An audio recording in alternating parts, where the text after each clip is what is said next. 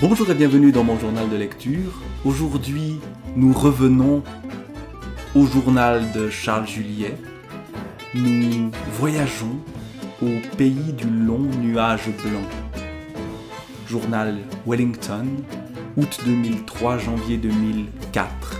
Un journal sur un temps plus court que d'habitude pour Charles Juliet, parce qu'il condense le voyage de Charles Juliet en Nouvelle-Zélande. Il est donc à l'autre bout du monde, de l'autre côté de la Terre, aux antipodes. Et pourtant, on retrouve le Charles Juliet qu'on aime, celui qui relate les rencontres, celui qui est attentif au monde, celui qui plonge en lui-même aussi. Et comme pour les journaux précédents, je crois qu'il ne sert à rien de parler longuement et qu'il vaut mieux lire quelques extraits. Une rencontre par exemple, brève, 12 octobre. Originaire du Caucase, ce chauffeur de taxi est en Nouvelle-Zélande depuis 7 ans. Il est heureux d'être ici. Il a fui son pays à cause de l'insécurité qui y règne. Il n'a pas aimé le film de Sokourov tourné à l'intérieur du musée de l'Ermitage à Saint-Pétersbourg.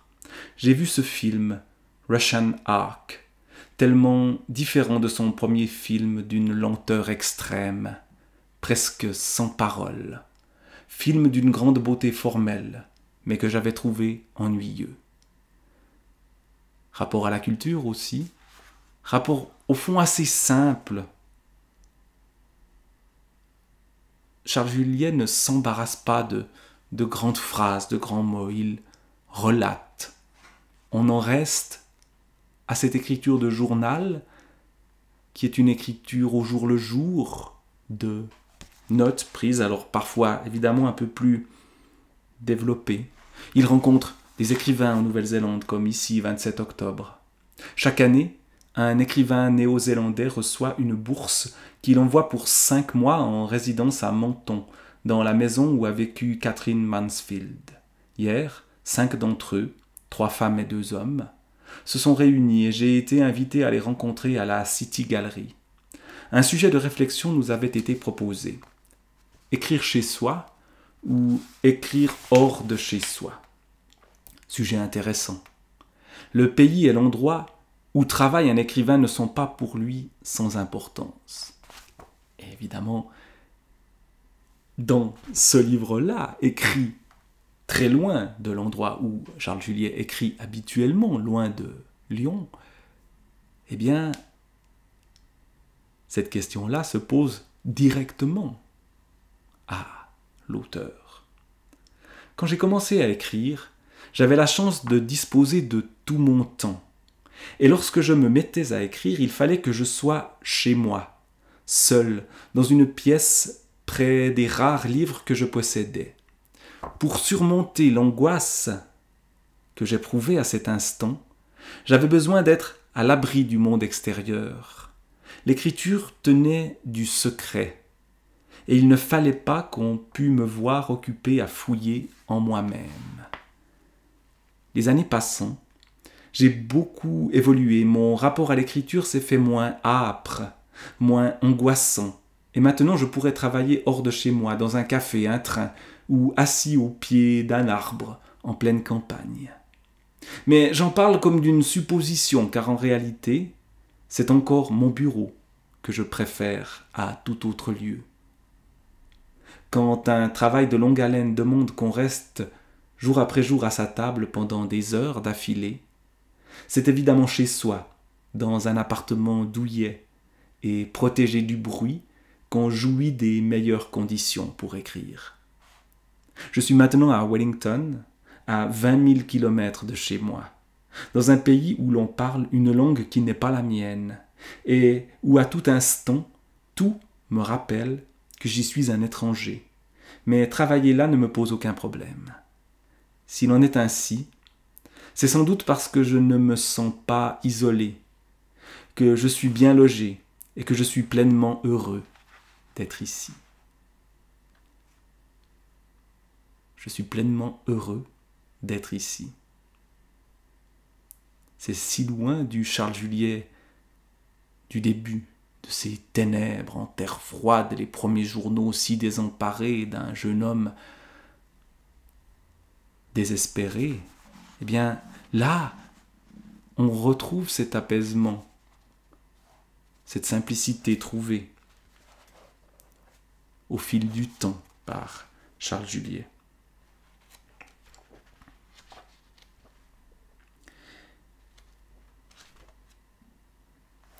Et puis, il y a la poésie. Une poésie, elle aussi, simple, qu'il consigne parfois dans son journal, comme en date du 1er novembre. En inscrivant cette date pour consigner ici le poème qui me rôdait dans la tête depuis plusieurs jours et que je viens d'écrire sur un cimetière et sur des tombes, je me suis avisé que c'est en France la Toussaint, fête précédant le jour des morts, ce à quoi je n'avais pas prêté attention. Aujourd'hui, nous n'avons pas eu un temps de Toussaint. Journée maussade, ciel couvert et pluie. Mais un très beau temps, température agréable, des nuages blancs. On est au pays du long nuage blanc. Des nuages blancs courant dans le ciel, de vastes pans d'un bleu azur et une douce lumière perlée. Mais en fin d'après-midi, le vent a soufflé de plus en plus fort et il faisait frisquet. Ce poème m'est venu facilement. Il est vrai qu'il s'était ébauché en moi avant que je me décide à le composer. Lorsque je l'ai tenu sous mes yeux, je n'ai eu que quelques mots à modifier. Je suis toujours surpris une fois que j'ai achevé un texte. Avant de le commencer, j'ai l'impression que je n'arriverai pas à organiser ce bouillonnement d'idées naissantes et de mots murmurants qui emplit ma tête. Puis je me mets à écrire, et alors, à mon grand étonnement, le texte qui s'élabore se développe avec une logique rigoureuse. Chaque matin, quand je descends la colline, je traverse un vaste cimetière, depuis longtemps abandonné. Pour une part encore entretenue, pour une autre part laissée à l'abandon, pelouse taillée et taillis impénétrables. 4 ou 5 arbres tricentenaires, au tronc massif à l'immense frondaison, et que je me plais à contempler. Avec leurs lourdes croix, certaines tombes aux lourds blocs de pierre ont résisté au temps, mais d'autres ne sont que désolation. Je marche parmi des stèles penchées ou renversées des tombes effondrées, enfouies sous les broussailles. Parmi des dalles fissurées, des obélisques et des colonnes brisées, répandues dans l'herbe alentour. Au bas de la colline, une rangée de briques inscrit dans la pelouse les 4 côtés de la fosse commune. Chassés de chez vous par la misère, vous êtes venus ici de tous les coins du monde il y a plus d'un siècle. Et au lieu des vies espérées, ce ne fut qu'une autre sorte de misère, la transplantation difficile, parfois impossible. Les terres à défricher, les baraques aux toits qui laissaient passer la pluie, les corps épuisés dormant à même le sol. Des vies de forçats pour simplement pouvoir manger et survivre, et toujours la misère.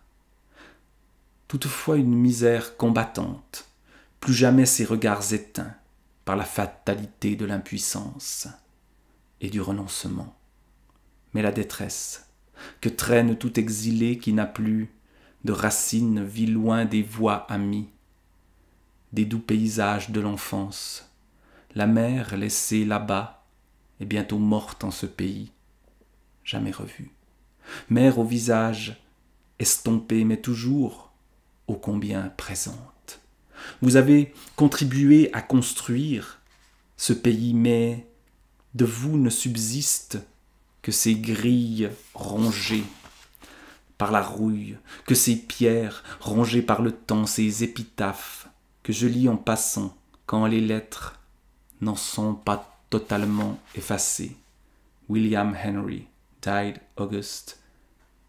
Là, j'avoue que mes compétences en anglais me posent problème. 15, le 15e, 1884, age 21. Sarah Kate Levy, born, died at 28 ans, etc., etc. Une poésie extrêmement simple. Cela pourrait être de la prose, mais c'est de la poésie. Et de la poésie qui touche, qui se colle au plus près de la vie, de l'exil ici, et du lieu, ce cimetière.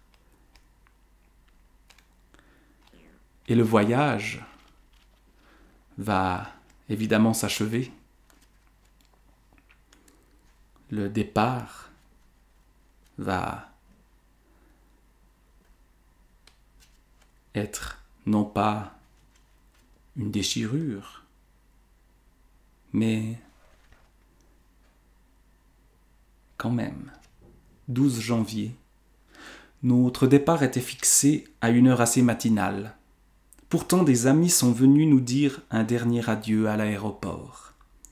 Dame Fiona Kidman, Jessie, qui habite un quartier excentré et a dû traverser la ville, Greg O'Brien, accompagné de Félix, son fils de 8 ans, un garçon au regard grave, intelligent, interrogateur, Sandra, notre récente amie, et notre chère Elsa. Seules Sandra et Elsa ont pu rester jusqu'à la dernière minute. Il m'a été dur de partir.